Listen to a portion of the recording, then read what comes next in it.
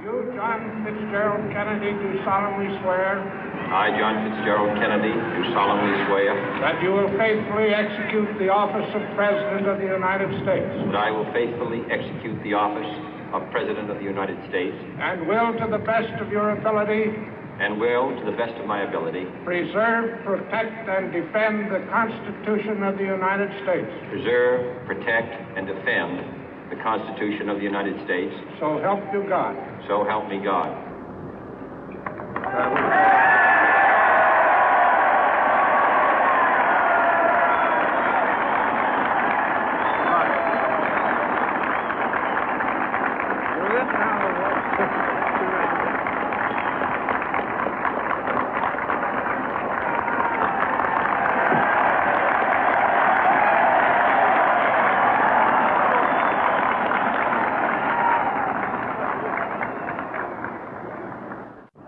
Vice President Johnson, Mr. Speaker, Mr. Chief Justice, President Eisenhower, Vice President Nixon, President Truman, Reverend clergy, fellow citizens.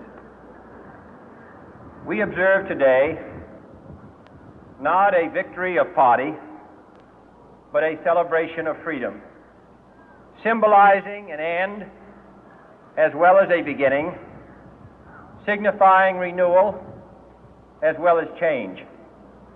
For I have sworn before you and Almighty God the same solemn oath our forebears prescribed nearly a century and 3/4 ago. The world is very different now, for man holds in his mortal hands the power to abolish all forms of human poverty and all forms of human life.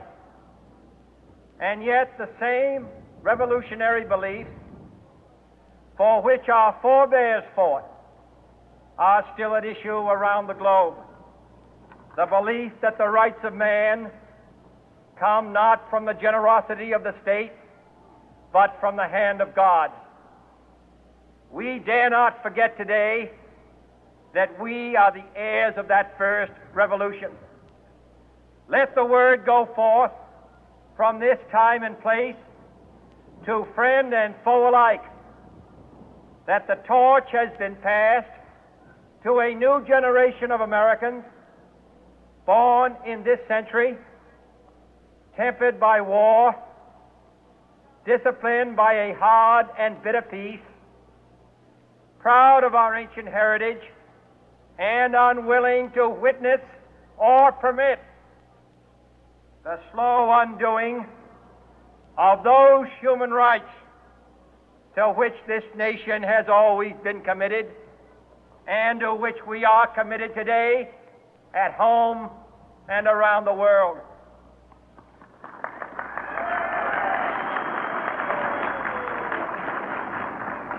Let every nation know, whether it wishes us well or ill, that we shall pay any price, bear any burden, meet any hardship, support any friend, oppose any foe to assure the survival and the success of liberty.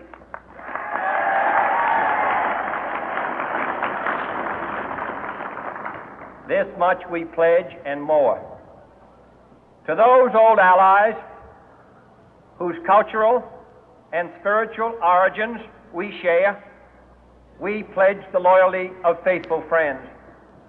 United, there is little we cannot do in a host of cooperative ventures.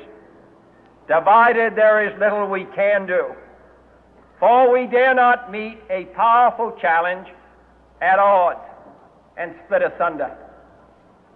To those new states whom we welcome to the ranks of the free, we pledge our word that one form of colonial control shall not have passed away, merely to be replaced by a far more iron tyranny.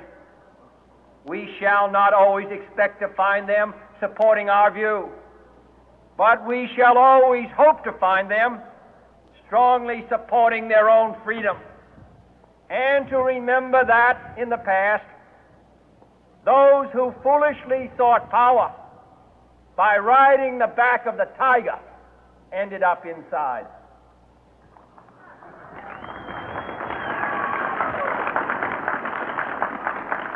To those people in the huts and villages of half the globe struggling to break the bonds of mass misery, we pledge our best efforts to help them help themselves for whatever period is required, not because the communists may be doing it, not because we seek their votes, but because it is right.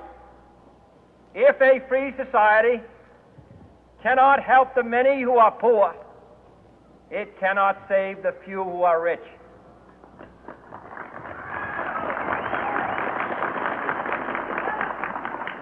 To our sister republics south of our border, we offer a special pledge to convert our good words into good deeds, in a new alliance for progress, to assist free men and free governments in casting off the chains of poverty.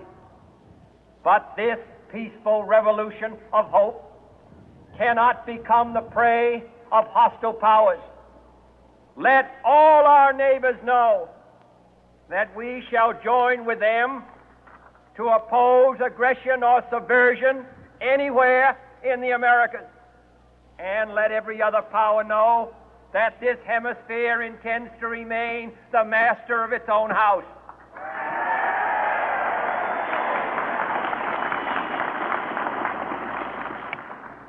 To that World Assembly of Sovereign States, the United Nations, our last best hope, in an age where the instruments of war have far outpaced the instruments of peace, we renew our pledge of support to prevent it from becoming merely a forum for invective, to strengthen its shield of the new and the weak, and to enlarge the area in which its writ may run.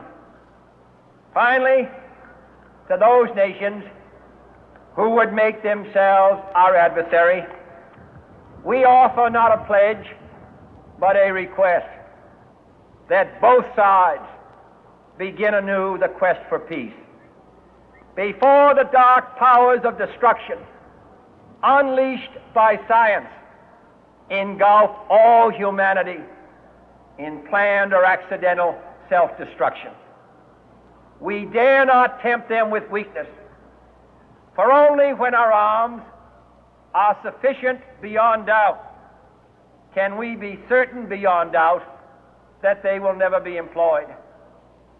But neither can two great and powerful groups of nations take comfort from our present course, both sides overburdened by the cost of modern weapons, both rightly alarmed by the steady spread of the deadly atom, yet both racing to alter that uncertain balance of terror that stays the hand of mankind's final war.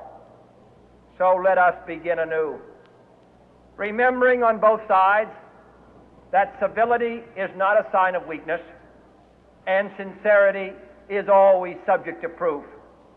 Let us never negotiate out of fear, but let us never fear to negotiate.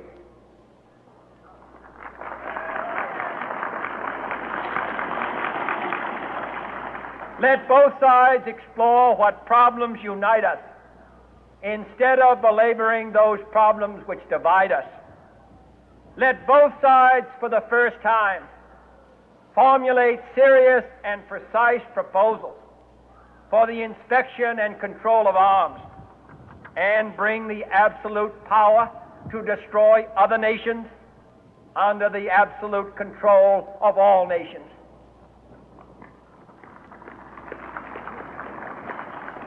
Let both sides seek to invoke the wonders of science instead of its terrors. Together, let us explore the stars, conquer the deserts, eradicate